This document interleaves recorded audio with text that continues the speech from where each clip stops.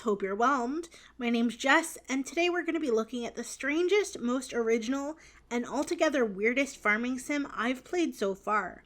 Full disclosure, I spent a couple of hours recording before I realized all my footage looked like this, so I replayed. The first time, it took me a while to get from place to place and find mementos for the cursed villagers, but the second time I already knew what I was doing, where to look, and also I discovered the wiki.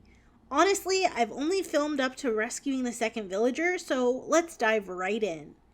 Alchemy Story is a grindy, ambitious game with magical elements from the solo dev behind Lemon Cake and Ranch of Rivershine. And because I love those two games, I had to give this one a try. It's quirky and has a delightful aesthetic that made me wonder if the dev was Canadian, because it sort of reminded me of such national treasures as the Big Comfy Couch and Pokeroo, if those were made into video games. I don't know why, but that's the vibes I got.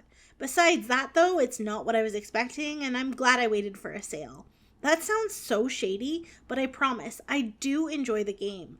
I just think it has a really specific micro-audience, even among those who eat, sleep, and breathe farming sims. Alternatively, I think that even though it's not something I personally will recommend to everyone and their grandma, this would actually be amazing to play with that weird friend. You know the one. That friend who still fondly references salad fingers, holds a grudge over how Degrassi did JT, and was kinda into Travis and Lily over Lily and Ray for a while. You know what? If none of that means anything, let me try to be normal as I explain this. Our protagonist, Arabella Thornhart, is about to become the unsung hero of Rosehill, a small town whose residents have been turned into animals by a witch.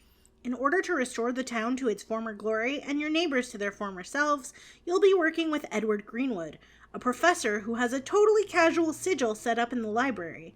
I get the feeling he was way too eager to bust out the sidewalk chalk when he found out his neighbors were wandering around on all fours. Anyway, your farm is the centralized location on a pretty minimalistic map. I can see the shadows of a blueprint for Rivershine in this game, as the map lets you click on a location and then points you to it. But unlike Rivershine, there are no people markers. Instead, depending on your location, the map tells you which villager you can find in which area. You'll be foraging for potion ingredients throughout the day, brewing various elixirs, selling them to the professor's pet owl for cash, or drinking them, whatever you want to do, and feeding Ellie, the groundhog in your garden, to make sure she grows a plentiful harvest for you. Yeah. You don't actually do any farming in Alchemy Story. You feed a hungry rodent a certain amount of treats, and Ellie will farm for you.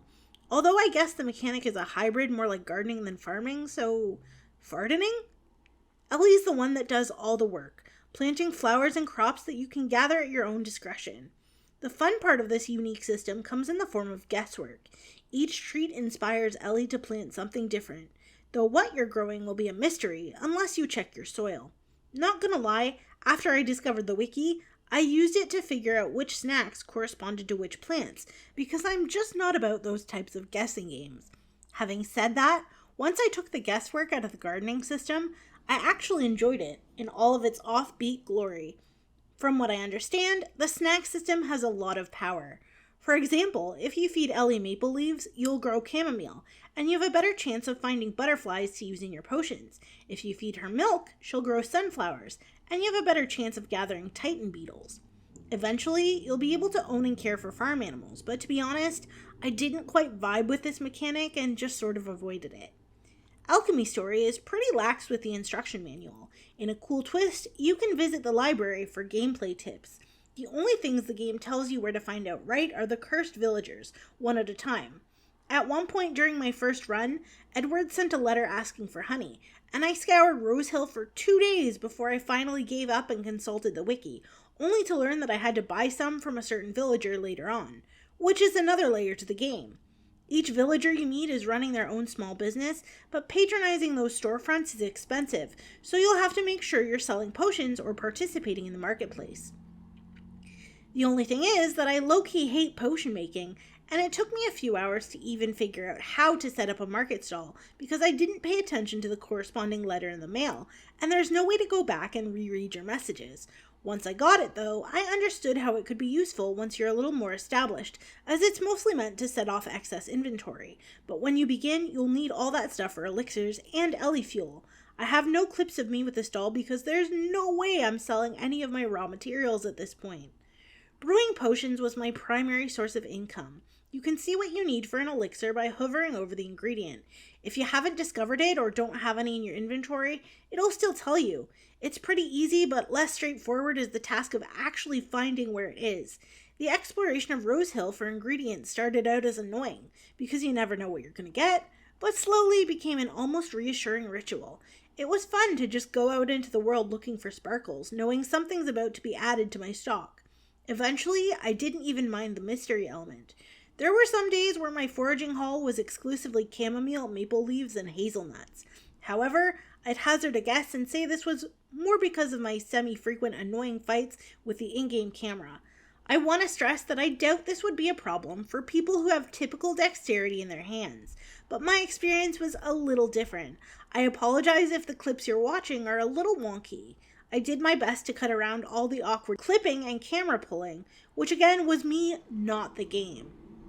When it comes to the main attraction of turning the animals back into humans, the process was pretty quick. You'll get a letter from Edward telling you where to find an afflicted villager, then you'll be tasked with gathering mementos that will help them remember their human lives. If I ever got stuck, I checked the wiki. There is a social system, as is typical with farming sims. You get to know your neighbors by chatting with them and gifting them things once per day. I found this weird bird on my first go around that told me it would sing and get me a date, but by that point I was too preoccupied with what I was supposed to feed my chick to keep it healthy and growing, so it would eventually lay eggs. I haven't figured it out yet, but if I ever go back to this game, it's on the top of my to-do list, along with unlocking the boutique and the salon that will allow me to change Arabella's outfit and hair. And there's the crux of my issue.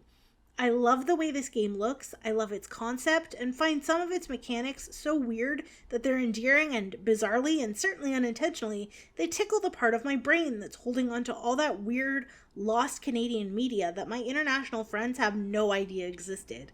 But it's something I really have to be in the mood to play because it's so slow. That's not necessarily a bad thing, but you should know what you're getting before you buy.